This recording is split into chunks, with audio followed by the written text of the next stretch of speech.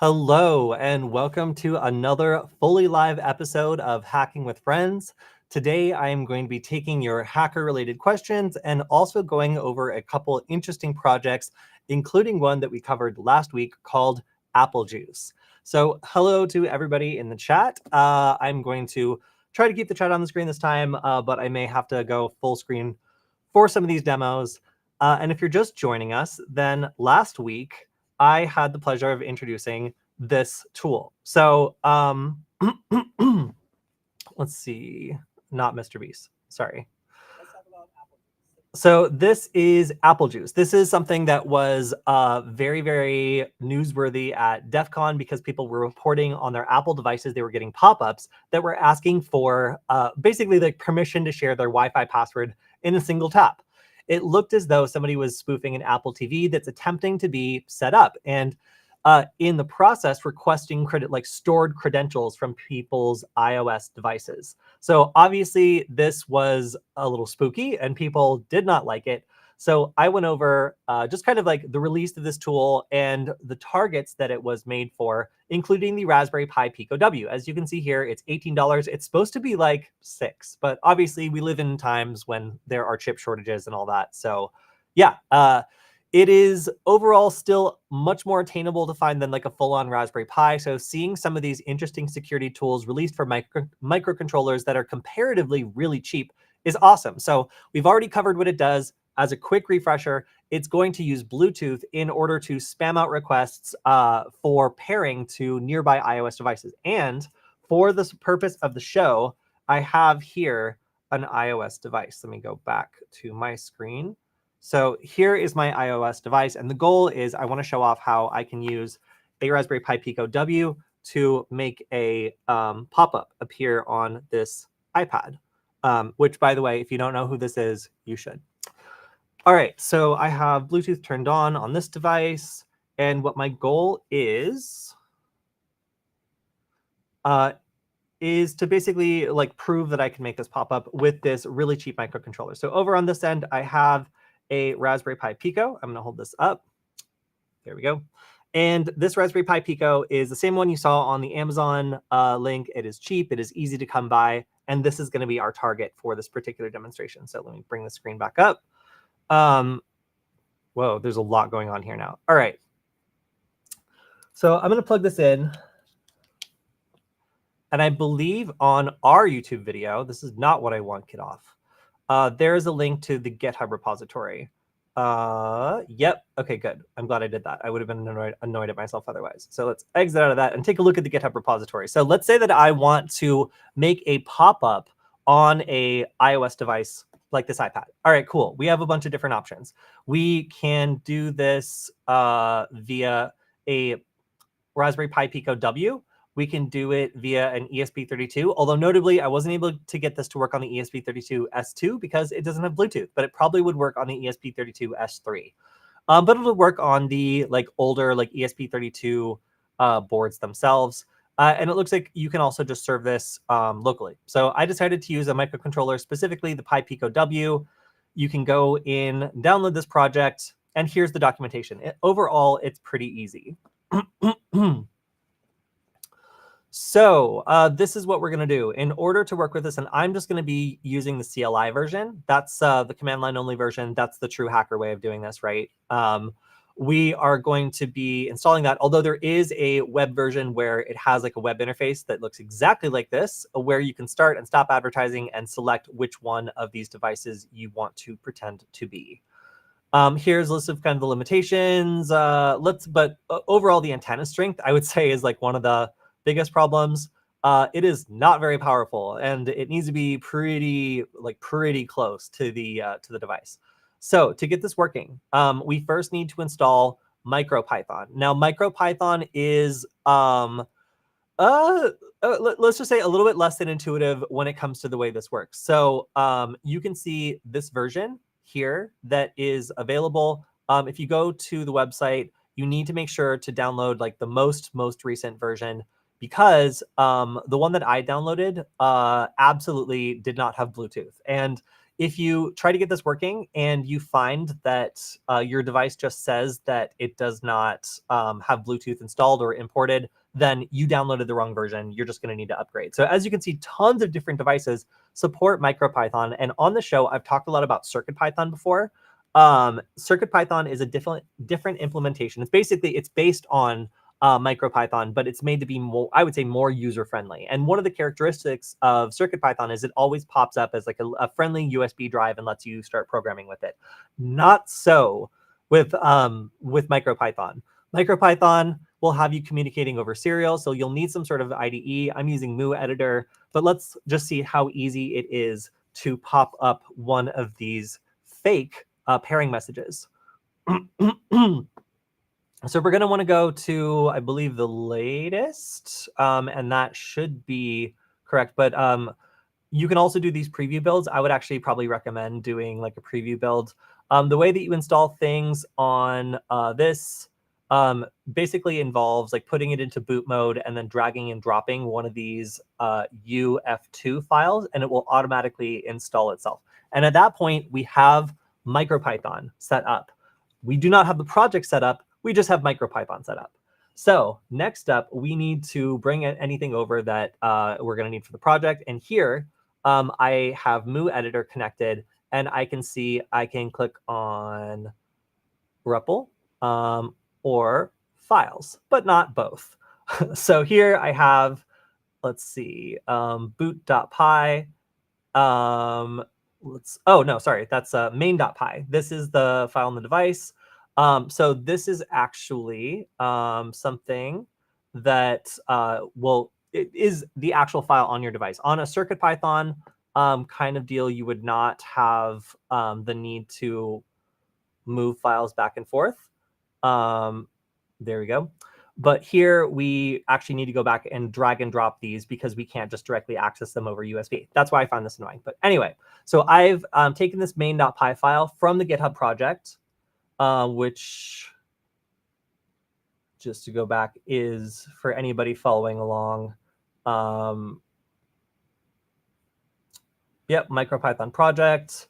I'm going to go with the CLI version. And if you just download this main.py is all that you need to drag and drop onto your Pi, Pi Pico W, sorry, to be specific. So I've dragged and dropped this main.py onto my MicroPython board. I can go to the REPL, and I'm going to press Control-C, Control-D.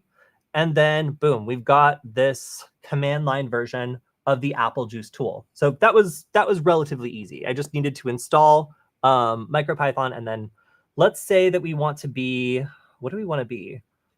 And let's do an Apple TV. So I can see I can just set number 25. I'm going to turn on my iPad, but not, maybe, I guess I will log in, just to be sure. Okay, and then this is relatively close. I'm going to press enter. I'm gonna, the advertising interval, 200. Okay, whatever, that's the default. I'll just set it to the default. Loop interval, 1 second. Boom, okay, instantly popped up. All right, that's actually really cool. Let me cut back away.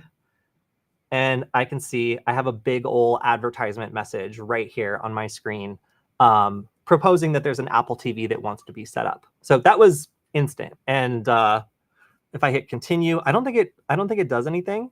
So it just goes away, and I don't really see anything on the other side.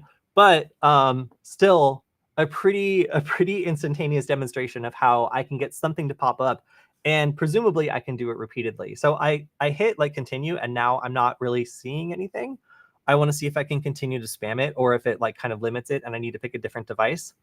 So I'm not really seeing anything. So in order to stop this, I can Control-C, Control-D, restart. I'll choose 29 this time, press enter, 200, 1. And this time, it wasn't as instant. I don't see anything on this one. So, okay, kind of interesting to see that at least on this device, it's not letting me completely spam it with a bunch of different requests, but still, that was pretty simple to try out the attack and see whether or not it was working. So, and it did work initially.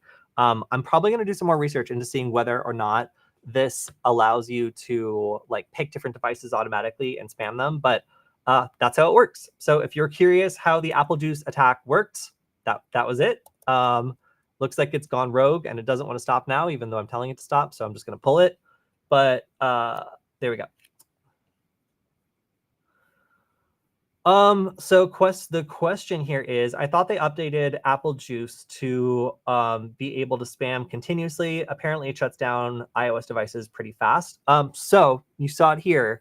After I accepted the initial request, I really didn't see any other pop-ups like while I was running it. And then when I changed it to do a different device, I didn't see any more pop-ups either. So at least on this current version of iOS, it looks as though I'm not able to continuously spam pop-ups, and it's not causing the device to shut down or anything crazy. Again, this is like an iPad, so it may behave a little bit differently on like an iPhone, but still just kind of interesting to note that this is, this is the extent of what it's doing on a Pi Pico W right now. Again, if you're running this on your own computer, then it also might work completely differently. So that is something to note as well. Hello, Tai Quan Gong. Good to see you. And yeah, good to see everybody in the chat today. But yeah, so that's my little demonstration of the AppleJuice attack. Obviously, this is like a layman's attack that's been set up pretty much already for us. I'm almost curious, just before I go, I'm going to try running it one more time while we're here and seeing if I can get another pop-up. I'm just as curious as all of you as to how much and how effective this is. So let's try a Beats Flex or something.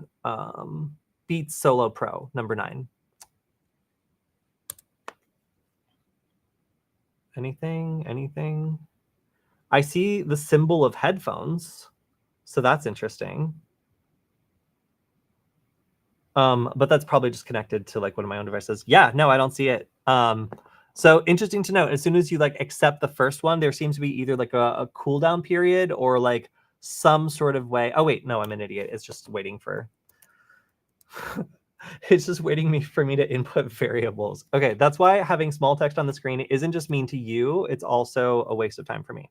All right, but same result. Okay, so everything I just said is still valid. It's just, damn it, now it's working. Okay, so everything I just said is not valid because I didn't check my test and it wasn't actually broadcasting. Here I am able to see that I'm getting this.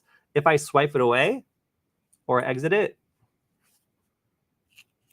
let's see if it comes back. So far, no dice. And it's like an inch, maybe an inch away.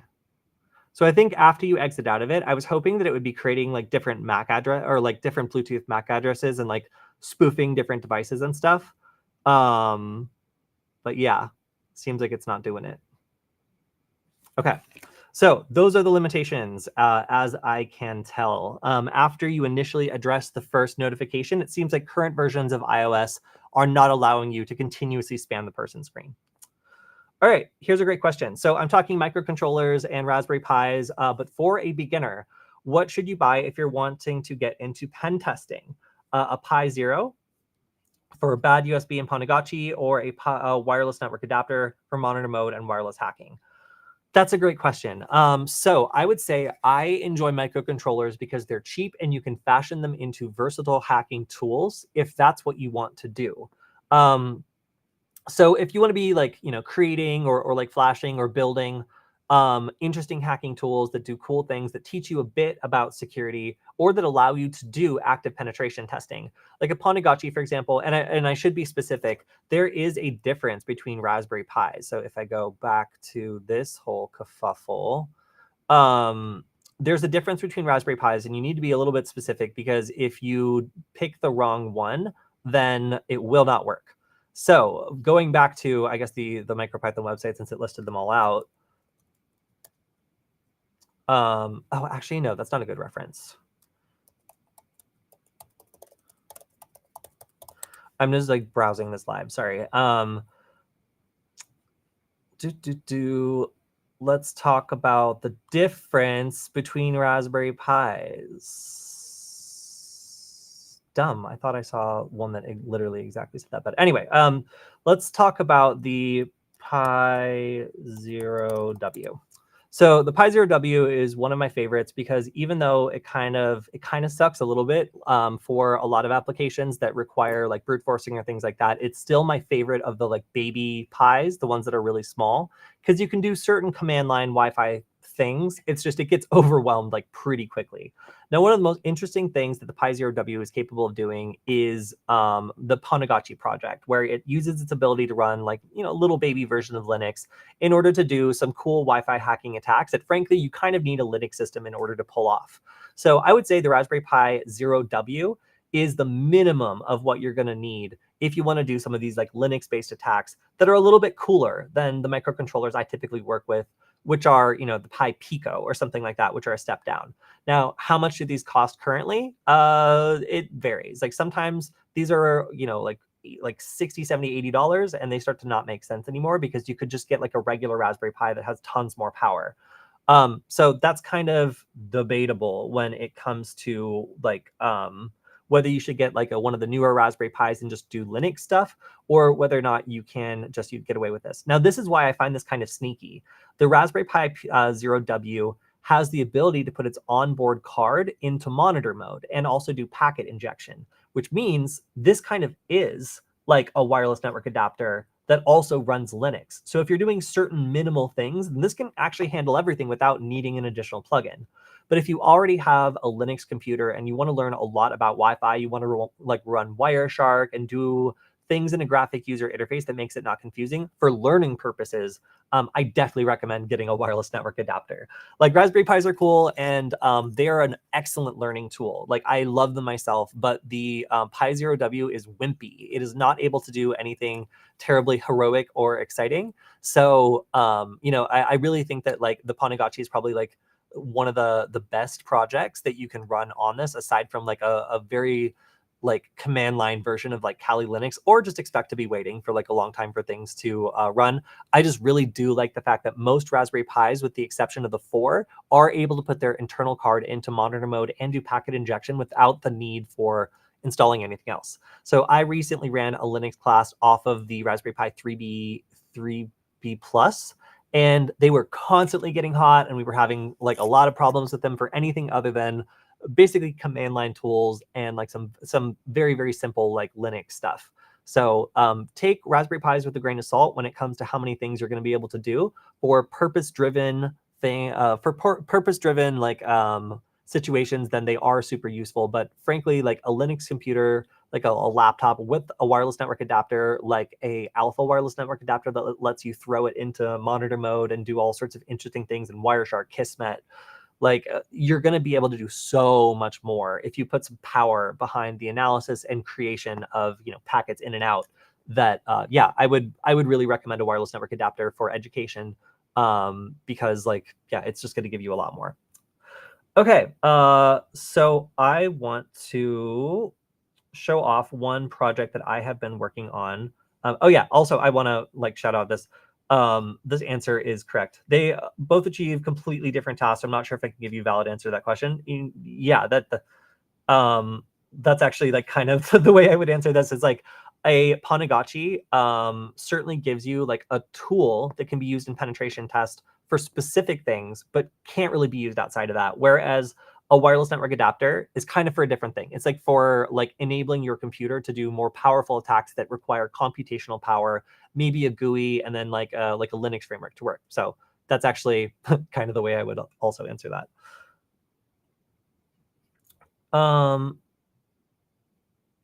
right, here's a fair statement of don't overpay for Raspberry Pis. They've been restocked in a lot of places. I was shocked at how quickly the Raspberry Pi price went down because I was able to find Raspberry Pis for a pretty reasonable price on Amazon right before the Cybercamp I did. I think I was paying like $40 for them, maybe $50 for them, which is completely reasonable compared to the, like $120 that people were charging. There are still people trying to get away with those prices, but yeah, I don't think that anybody should have to pay for them. All right, so let's talk about this cool project that I have been working on this week. As you may know, I work with a lot of microcontrollers, and I like working on projects that are cool or interesting or seasonal. And this is a 3D printed project that was listed on Adafruit's website. And it's something that uses a speaker, which is something I really haven't had access to before. This is, my friends were saying, a ziggurat. It is a kind of pyramid thing. And I have been working on wiring it up according to this guide. So this is the Tyrell desktop synthesizer. This is powered by in this, I think it's like a QT-Pi RT RP2040. So basically like the same chip that the Raspberry Pi is using, the Pi Pico, sorry. But in this case, I wanted to port it over and use a USB nugget, which is using a ESP32S2, but it can still run CircuitPython. So earlier I mentioned MicroPython versus CircuitPython. This is a CircuitPython project. And in order to follow along, there were a couple steps I had to do here. First, I had to print the desktop synthesizer. And as you saw, I printed a white version of this. We'll see how it looks. I'm not sure if it's going to look better or worse. And I don't know if it's going to be loud enough. Yes. So that's kind of the noise it makes, like kind of a low, ominous hum. And as you touch different parts of it, and also sometimes just randomly, it will change the tone and make it so that it kind of varies. So this seemed like kind of a cool way of getting started with teaching people about like how to work with speakers and microcontrollers and 3D printing. So this is something I wanted to do for Halloween. And frankly, I'm actually almost done. So I've talked about AI code generation a couple times on the show before, and I really enjoy how I can take a piece of code that's meant for a completely different microcontroller. You know, it has different pins available, and basically explain to, I think I was using ChatGPT-4 for this, but you can also use things like Bing AI chat. Explain to it what I'm working with, show it the code that I want to modify, and then maybe give it an example of like similar code that works on my platform, so it kind of knows how things work. In I think like 3 or 4 iterations, I was able to adapt this project that I found online to a totally different microcontroller. So I was pretty excited about that. I approximated the circuit here, and then I ended up getting it working in a prototype phase. So let's show off what this is. All right, let's just say it's a little rough. So based on the circuit, I have all these wires are the different, they're going to be the different sides of the pyramid. I have lights. I figured it, since mine is like translucent, like making it light up would be appreciated. I have, oh, there's a nugget stuck to this. And then I also have a speaker with a amplifier. Now this amplifier is like, I think 80 cents on AliExpress. I ended up getting this one for about $1. But this is everything you need to run this project. It looks kind of like an octopus now, but basically I'm going to put all these wires through this 3D printed structure and then put either aluminum or copper tape kind of going down each one of the little cuts in there. So when it's done, it's supposed to look like this, as you can see. And I'm going to plug mine in, and you can hear the power of this weird sound for yourselves once I unstick it from everything. All right, here we go.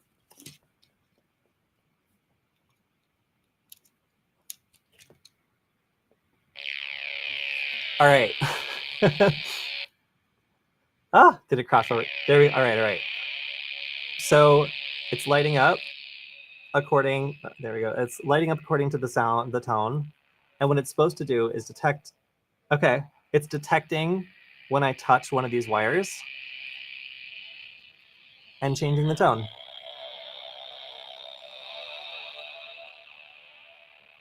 So this project took me about maybe a day and a half. Okay, that's loud. A day and a half. And I think that I found this speaker in like a torn apart bird scooter circuit that I found on the side of the road in Los Angeles. So I was able to rig this together and get like a desktop synthesizer that makes like a really cool noise, allows you to interact with it, touch it to change the tone, change like the resonance and all this stuff pretty quickly. It was fun. So if you guys are looking for interesting projects to do with your first microcontroller, I know a lot of people ended up with nuggets on this, nuggets on the show, since I use them to teach a lot of this stuff. And we actually had some people in our Discord community showing off their builds that involve this. And I'm going to be dropping this build on there as soon as I kind of work out the last of the bugs and prove that it works inside of this 3D printed frame. So that's the hardware project I've been working on this week, aside from the AppleJuice project, which obviously has a little bit limited application when it comes to how many times you can make it pop up on someone's screen, but was still something that I enjoyed working on. All right, so here's a good question. Besides the two I previously mentioned, what do you think the best hacking tool is to get at the moment? Hack5 products, HackerOff products, etc., Wi-Fi Pineapple, Land Turtle, etc. All right, so of course, I'm going to say any of the microcontroller-based projects that allow you to try out interesting and popular like USB attacks or Wi-Fi attacks are going to be an easy yes. So of course, I'll mention like our Wi-Fi Nugget and USB Nugget allows you to access projects for the ESP8266, like Wi-Fi hacking projects like the dauthor really easily, as well as the USB Nugget, which does like bad USB and a lot of other things you would get with CircuitPython. But then I would say the flipper, honestly, is one of my favorite things that I use more frequently. I find that I kind of like I'll take like a Hack5 product, I'll try it out once or twice, I'll learn how it works. And then like, the circumstance for me to use it is typically not very often, or there's like a Linux tool or something that gets me there a little bit faster, like when I want to use it. But I can't really say the same of the flipper. Like, I really admire what Flipper has done with their community because their Discord is insane. Like, people are ripping these things apart. Like, they don't care. Like, they just love these things and they love working with them and adding stuff to them. And that's ultimately what I would love, to just see a lot of is just people interacting with the things that they buy to the point that they're just adding new stuff all the time. So, like when I go over here is just like the Flipper like Discord server, like there's so many people with different cool projects and stuff that they're adding. I just enjoy, I just enjoy going through this and seeing all the stuff that people are adding and ways that people are integrating and pushing the platform. And I will say that as far as I've seen, I have never seen a Hack5 like project or like a Hack5 product like Gore channel where people just rip these things apart, add stuff to them, modify them, change them. Like the things that people have done to these poor flippers are incredible to me. So I still think that like, for learning a lot of these concepts and for being able to try new things and understand them, like Flipper is doing a great job of making this so users can help each other out. And also you can try out a lot of these popular things that get you excited about these sorts of platforms. Aside from that, though, like I am kind of excited about the new Raspberry Pi 5. I'm interested to see what kind of applicability it has, as a hacker towards being able to build myself a little like Linux like base station that's able to do some cool Wi-Fi hacking stuff, able to run Kali Linux in a way that I can access over SSH and via a little screen. I've seen some cool battle stations, honestly. And okay, all right. So let me also say, I have said some nasty things about the Raspberry Pi 400. And I want to clarify because somebody in our Discord server was showing off some of their projects. And I think here it is. This is so cool. All right, so I'm taken aback by how cool this project is. And I have to say, Noise, that this did make me reconsider the Pi 400 as a platform. So, all right, inside this like drill kit, we have a Raspberry, a Raspberry Pi 400. And of course, this opened in the wrong browser. Hold on, sorry. All right. There we go. Yeah, so we have a Raspberry Pi 400. It's connected to like this little screen. It's got a hack RF. It's of course got the full selection of nuggets, including the ones with the limited edition cases that change color according to the temperature. And then like a big ass power bank. Like the only thing I have to say, which I maintain, is that it sucks that you got to have an extra mouse because this should have a little trackpad on it right here. And then this is a done deal for me. I would talk about this thing and how great it is all the time. The other thing that I've said that I don't like about this is that it doesn't allow its internal card to be put into monitor mode. So all that cool Wi-Fi hacking stuff I advocated for, you're going to need like an additional plugin. But I will say this looks so clean. And if I was going to pack together something that I admit that having the Raspberry Pi integrated into the keyboard is a nice touch. I just wish I didn't need the mouse too, because the trackpad is perfectly fine. But yeah, so my appeals for this have gone on deaf ears from Raspberry Pi so far, but I hope that they make a version of the Pi 400 that both has a little trackpad built in and also has the ability to put the card into monitor mode. I will be fully happy then. But yeah, this is so cool, you guys. Like being able to see builds like this and modifications and ways that people have used the same technology in ways that I haven't anticipated is why I really like doing this. So yeah, just want to say that is fantastic to see some of these builds, and I'm very, very pleased to kind of see them.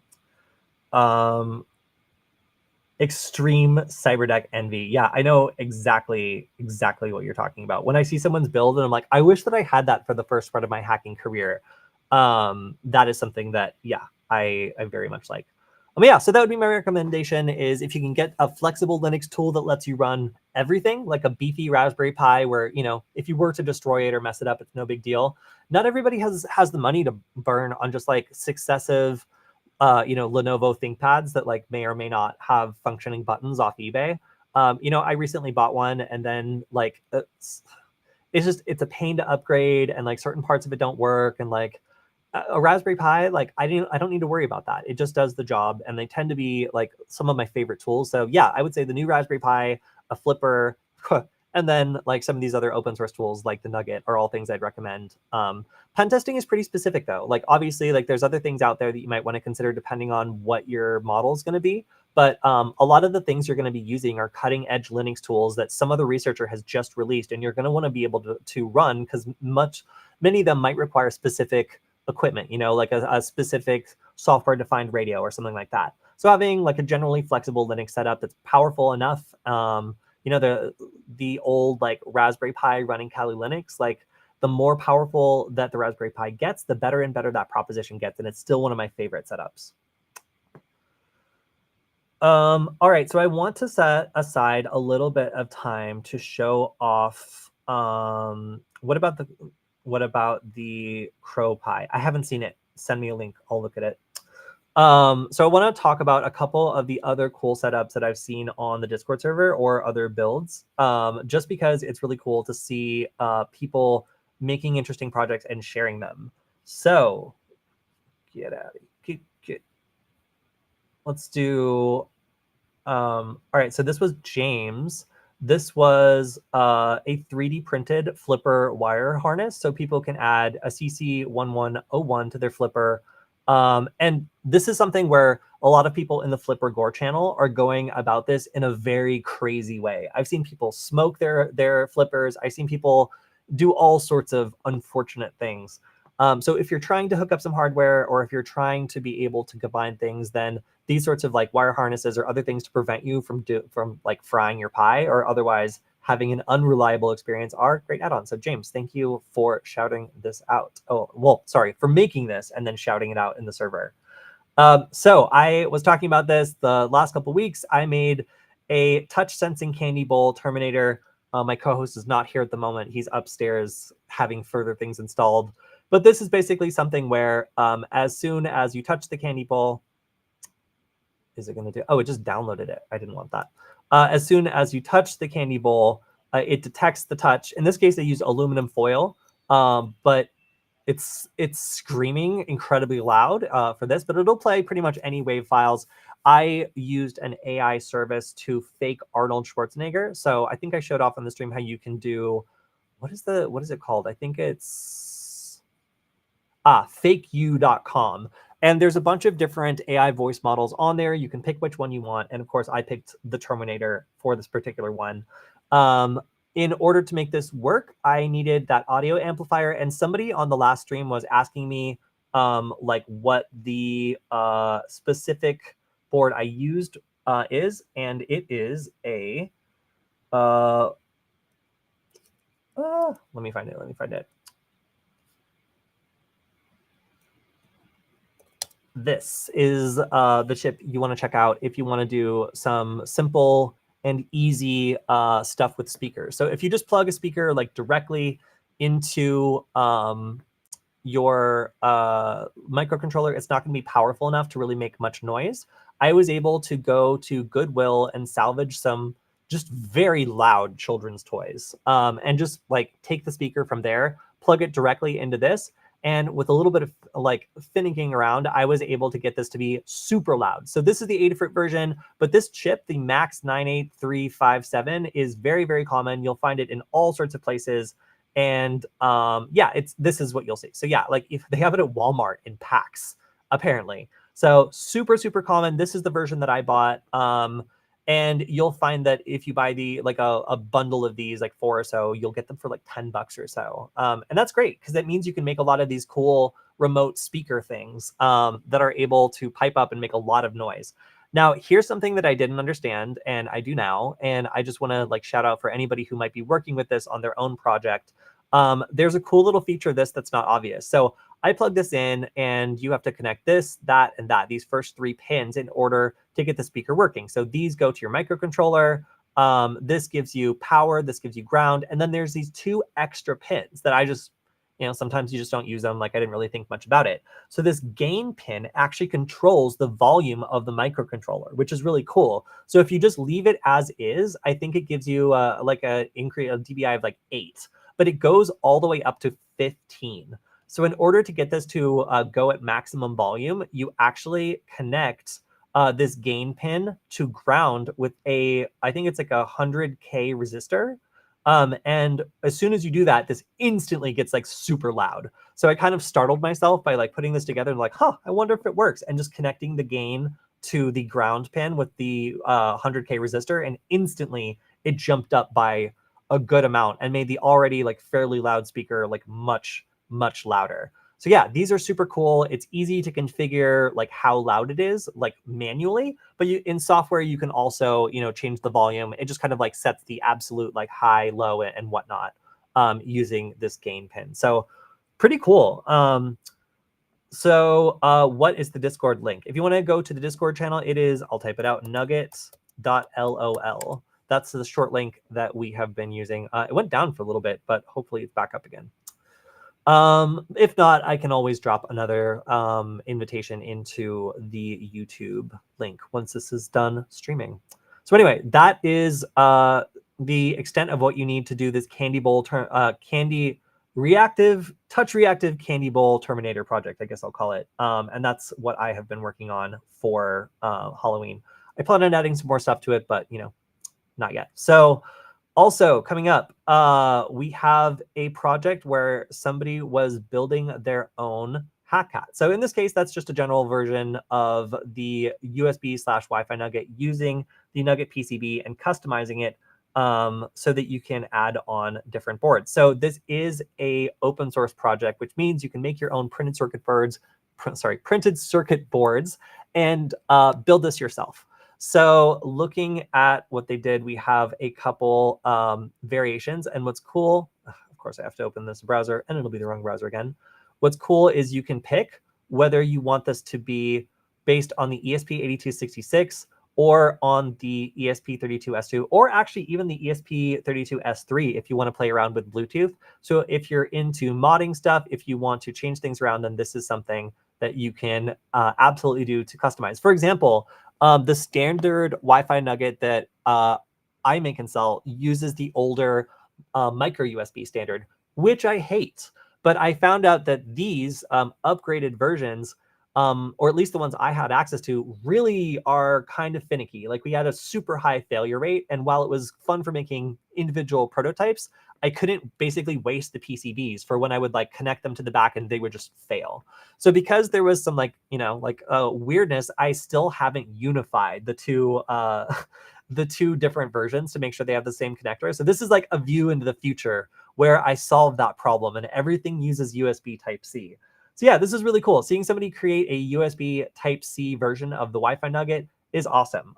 Tried it myself. It was very difficult. But the other thing that is nice about the open source-ness of this project is the ability to print your own cases. So Nugget cases are, something that are unique and special. They're 3D printed, and if you have access to one, then getting a unique nugget is something that's very rare and cool. Typically, these blood red versions are for prototypes only. So we actually use this as a color code on our team, where anytime we have a new prototype, like we'll make them like bright red so they never accidentally get shipped out. Because I live in an environment, I'm surrounded by nuggets. I have 1, 2, 3, 4, 5, 6, 7, 8, 9. There's 10 nuggets on this desk right now. I use them all the time. They're great for demos. They're great for like these other projects I'm working on.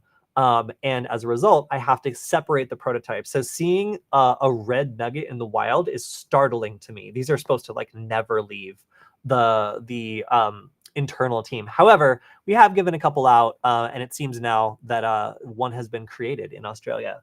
So this was super cool. I was pleased to see that not only are they pushing the boundary of the connector type for the Wi-Fi nugget, but also the case looks really awesome. And I think that is most of it. Yeah, so if you have a project, feel free, oops, why is this search open? If you have a project, feel free to like drop it here. There have been a lot of really great ones. I featured my Omni Nugget prototype, which was basically a hot swappable nugget. So you could like switch between USB and Wi-Fi nugget. That was one of my contributions. Also an ESP32 S3 Bluetooth nugget with the ability to do certain limited Bluetooth things. I also showed off on IR Nugget, which turned into our IR badge that we did at DEF CON. So that's the original circuit before it turned all the way into that. And then we also got this switch setup, which I have to say, speaking of like rig envy, like this is like, I love this setup. It looks really cool. I'm like a little bit jealous of it. So anyway, yeah, so if you're in the Discord server, if you have a build you want to share, if you have a setup you want to share, feel free to drop it in the community project. A lot of these are nugget based, some of them are not, but I'm happy to see all of them. And of course, we have some great discussions on like hardware. Oh, and then I have to also give a shout out to something that was inspired by the nugget, but is taken off in its own direction. So I created the Wi-Fi nugget originally to be an expansion on something I'd already seen. So I saw the Deauthor wristwatch and I was like, I love this because you can do most of the things you want to do without plugging it into a computer. You know, like you can do this without a secondary interface. And as a hacker, that's very attractive to me. So I was like, how could I iterate this and also make it cute as hell? So after making the initial design for the Wi-Fi nugget, I tried out a couple different modules and we landed on the USB nugget as something that allowed a good compromise between Wi-Fi hacking and USB hacking attacks, as well as supporting CircuitPython, which I personally think is a wonderful language that I love to teach beginners. The limitation though is, you know, like it's in a certain form factor. And if you wanted to bust this out or bust this out and make it yourself, while it is open source, you know, it's maybe not the way you would exactly prefer. So because the design files were out there and because all the, like the wiring and everything was out there for people to iterate on, this is one of the first like I guess inspired designs that has a lot of the same, it's basically the same components, but laid out in a totally different way. So this is the USB Ray. It has the same screen that we're using. Oh wait, a 1306. We use a S1106. So yeah, slightly different screen. They're brave in like laying this out so that the pins are under the screen. You got to protect your eyes, my friend. You got to make sure that you're not clipping pins like all day or getting like sharp metal on this side. So there is a bit of a standoff here that comes when you plug the screen in. So like there'll be some distance here, but my recommendation, put some foam tape here after cutting your pins, because otherwise things are gonna get pokey. But we've got the up, left, right, down. Very cool. Yeah, overall, like it makes me happy to see other people trying out their own designs, like making things that are like their version or their way of the same general idea. That's exactly what I did with another open source design. And that's why I think it's really cool to be able to see other people in the Discord server making their own stuff. And yeah, so yeah, this is Project by Egg. And I just have to say, like, I truly admire you going through the process of like replicating this project and putting your own spin on it. I think it's super cool. And yeah, I don't know. I'm very happy with our Discord server lately. A lot of people are bringing some excellent discussions, a lot of great projects. And yeah, I just want to thank everybody that's been a part of that and who has been contributing as we grow out that community. All right, so James says he wants to build a giant nugget. Both terrifying and exciting. I actually have another version of this in the works because the one thing that I think kind of holds back this version that we have right now is, for one, the screen takes up a lot of space, and for two, you cannot use an on-screen keyboard because there's just not enough buttons. So there's a new version I've been working on that you'll probably see some tease versions of soon. Probably not coming out until next year, but we're starting to do some experimentation, sorry, with what the next version of the Nugget would look like if it had like Bluetooth, and if it had the ability to do things like I guess I'm just very taken by how you can save a file on the flipper and like type something out, even if it is a little laborious. Being able to type things out, being able to save files with like individual file names, none of that's really possible with 4 buttons. So I have been deciding on what the next version of this would be. Unfortunately, James, it is not giant. However, making like a huge like I don't know, just like giant like wall clock size version would also be really cool. The screen would be massive. It would be kind of cool to do maybe like an LED matrix. All right, so I think that that's just about everything I had to show off today. I know that we tend to get a flood of questions towards the end of the stream, so I want anybody who is going to have a question to post it while we have, like 9 minutes or so. But yeah, I've overall been working on a lot of these like kind of Halloween related hardware projects. My initial idea was to rig all this up to do a laser project, which I think that's what this is. But overall, I found that for beginners, lasers are super dangerous, and not for the reason I thought. It turns out that a laser detector, when wired backwards, causes a fire. So be careful with that. But yeah, so I think that if you're trying to do the AppleJuice attack and you want it to be more consistently spammy, you might need to run a different version than the one that runs on the Pi Pico W. As we showed off today, while that is a interesting attack and has definitely like does show off the vulnerability here, the Pi Pico W was not something that was able to actually pull that off very well. All right, and of course, as I shout out every week, I have a big shout out to our sponsor, Varonis. They let me do the stream every week. They let me talk about whatever I want. And of course, I feel like some of you guys don't even know what Varonis does, which is fine. However, .com/KODY. If you want to support the stream and you want to learn a little bit about our sponsor, this week I am showing off the launch of Varonis's data risk assessment. So yeah, check this out. If you want to let everyone know that you like the stream, you want to continue seeing it, just go ahead and go to varonis.com/Kody. That's KODY. And yeah, pretty easy to do, doesn't cost you anything. And of course, the stream is one of my favorite things to do. So hopefully you guys enjoy it as well. If your question also did not get answered, feel free to drop it on both the live chat section of our Discord server, where I will also cover any of the news that you guys want me to cover, especially if you drop it in. I really have enjoyed some of the things that have been dropped in here that we'll be covering on Friday. And of course, the YouTube channel as well. You can always drop in there and leave a question or comment. So on that front, there were a couple of comments, I think, on the latest videos. I'm going to go and check to make sure that I haven't forgotten to respond to any. Somebody was asking, actually, let me just bring it up here. Boom. So one person was asking for the sound amplifier mentioned. Here you go. If you want to check that out, it is on the video now from last week talking about the amplifier. If you want to get the cheapo version, this is a bot, but I still appreciate the engagement. Somebody says, when I was using Claude to study war driving data and it was telling me that Ruckus was the leading Wi-Fi vendor, they commented that just sounds wrong. It doesn't match real world market share. You never know. Like maybe just like specifically on the river in New York City, Ruckus is #1. But yeah, I agree. The data looked like it could be okay, but it was a little bit weird to see like Ruckus Wireless as like the #1 vendor. Like I don't really see that very often. LLMs could never be used in analysis. They are purely a text model with no reasoning capabilities. What you could do instead is ask the model to create the code using existing reasoners.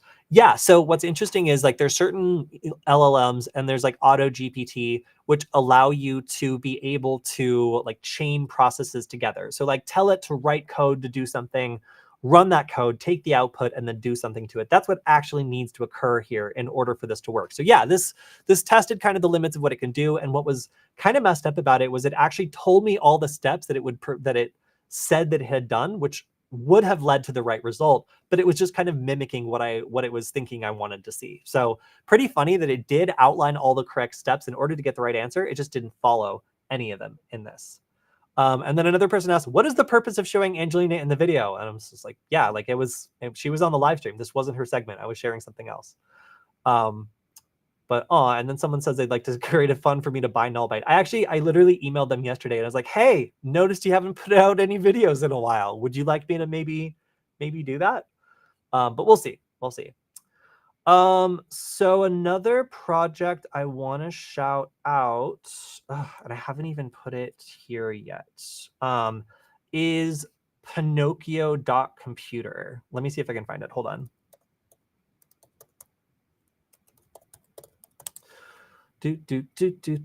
So I like a lot of AI stuff, and I've talked about generative AI, deep fakes, and all this other cool stuff. I follow a couple of people that are pretty involved in the space, and one of my favorite ones is the person who makes Pinocchio.computer. So this is basically a browser that allows you to easily install a lot of these AI scripts. So face fusion, if you're into face swapping, illustration diffusion, so like creating like logos and art, like if you need to do that.